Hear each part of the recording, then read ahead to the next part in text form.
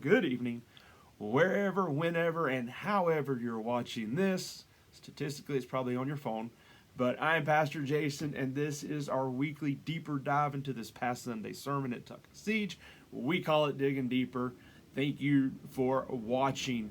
This past Sunday, we began unpacking John chapter 20 and John's account of the resurrection. We talked about the fact that, none of the Gospels give a big, detailed picture of the resurrection individually, but when you read the whole counsel of the gospel altogether, of all the gospels, you get this bigger picture of it. John, as has been his custom and everything that he's shown us in his gospel, is a more intimate view, focusing on individuals and conversations, those individual conversations that Jesus is having. And we're going to look a little bit deeper into his conversation with Mary Magdalene. But one of the things that really jumped out in this was the idea when they walk into the to the tomb, and it says, John's kind of giving his account. It says, they run up there together, John and Peter. He says, Peter gets beat by John in the foot race. That's kind of a little funny thing that's there. But it says when John reached the tomb and went in verse 8 of chapter 20 says, the other disciple, this is John, who had reached the tomb first, again, shade on Peter, also went in, and he saw and he believed. And he's talking about this idea, right, that he looked in and he believed that Jesus was alive. He didn't fully understand it. He couldn't maybe explain it all, but he saw and he believed it. And we know that there's something missing there because John talks about it in this kind of a parenthetical footnote, right? In verse 9, he goes, as yet they did not understand the scripture that he must rise from the dead. So they didn't have it all together yet. John saw it and he believed it. He didn't necessarily understand all the details of it, but he knew. It's like, I knew in that moment when I looked in there that Jesus was alive. And then we begin to see the truth of that belief reveal itself. Later on, Jesus will reveal himself to the disciples. He reveals himself there to the women who came to the tomb, and then we see him appear before the disciples, and then finally before all the disciples when he appears before Thomas, and then we also know that he appears before the disciples on the road to Emmaus, and he's there for 40 days and reveals himself to hundreds of people that are still alive. Paul would even say, right, hey, these are still alive that know that he is alive. He talks about this in 1 Corinthians 15. But the bigger aspect of when I think about the resurrection, we talk about, objectively the truths that we see. First and foremost, there's an empty tomb. There's 2,000 years, nobody's ever been able to explain that when they've come up with these excuses or these things that are easily answered. These questions that are easily answered. Was the body stolen? Well, how did they get past the Romans? Did they go to the wrong tomb? That's ludicrous in and of itself. The fact that Jesus is not in that tomb is a historical fact. The fact that Jesus rose from the dead is a historical fact. And then more subjectively, we see it in the lives and the change of the disciples. The disciples, I said Sunday, disciples were ready to call it quits after the death of Christ. Their hopes have been dashed. Everything that they had thought, they had fallen apart.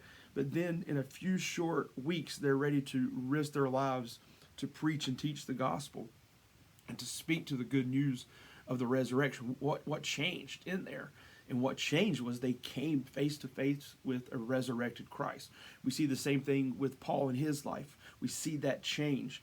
And the truth of the matter is their change in attitudes and their change in actions revealed the truth of what they believed. And it should for us as well. And so the bigger fact and bigger thought for us this week as we dig deeper is, what do my actions say about what I believe? Right? Belief impacts our motives. Belief impacts actions. Belief leads to actions. When we say we believe in something, that is proven in our actions. James would kind of parallel that statement in his letter when he would talk about that faith without deeds is dead. Faith without actions, faith without works, faith without fruit is dead. It's not a real fruit. It's not a real faith, rather.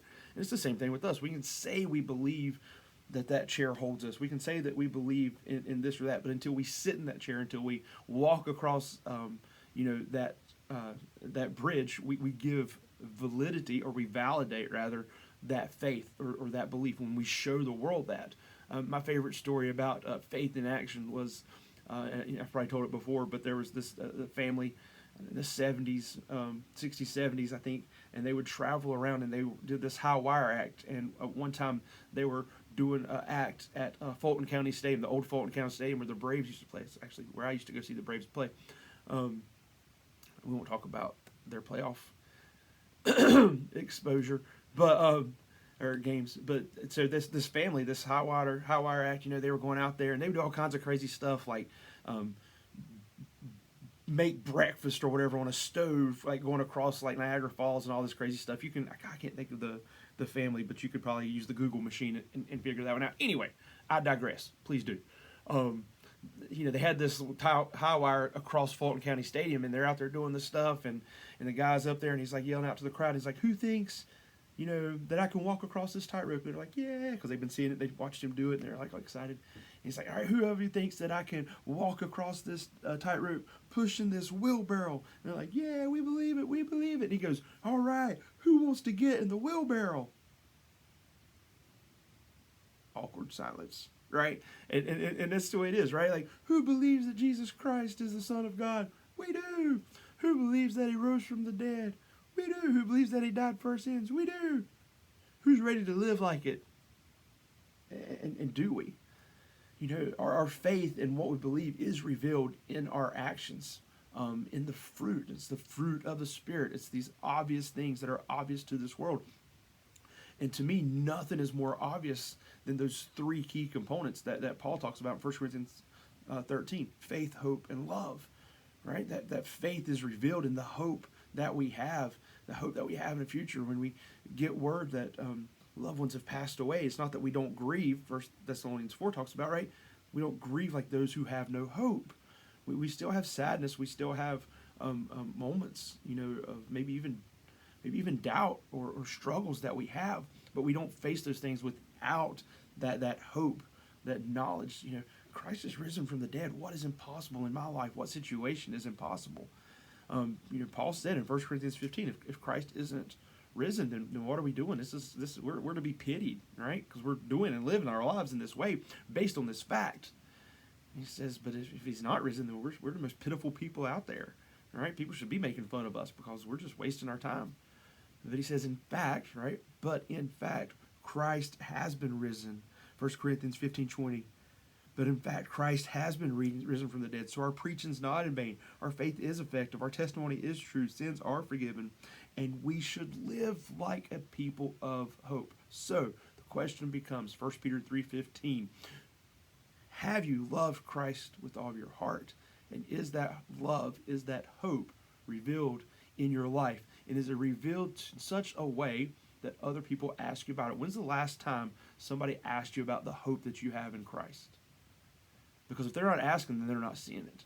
Because people only ask you about the things that they see. When you wear a new shirt, like, hey, man, where'd you get that shirt at? That's nice. And you can tell them, right? It becomes this witness. Your life, your hope, your actions gives evidence to your faith. And you can say, why is this? Well, it's because I have faith and a hope in a resurrected Christ who died for my sins, was buried on the third day, arose in bodily form, and walked and lived among us, and has gone to heaven. And I know that where he is, I will someday be also, because he will come and he will get me. And I'm excited about this no matter what this world brings. And then you say, let me tell you about that. And so again, as we go through this week, a little hope for your hump day, hopefully, a little perspective for us of the resurrection. Are we living out that living hope that we have? And are people asking us about that? If you're watching this on Wednesday, it'll be October the 19th. Wednesday, October the 19th. Shayla, shout out to my mom. Happy birthday to you. When you make the videos, you can say happy birthday to your mom. As a matter of fact, I will take birthday shout outs.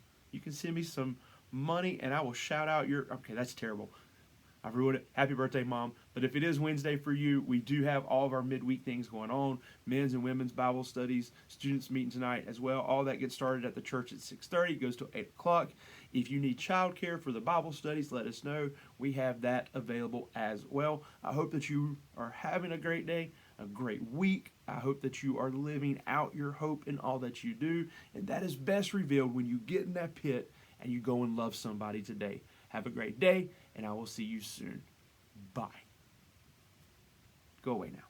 Don't forget to wash your hands.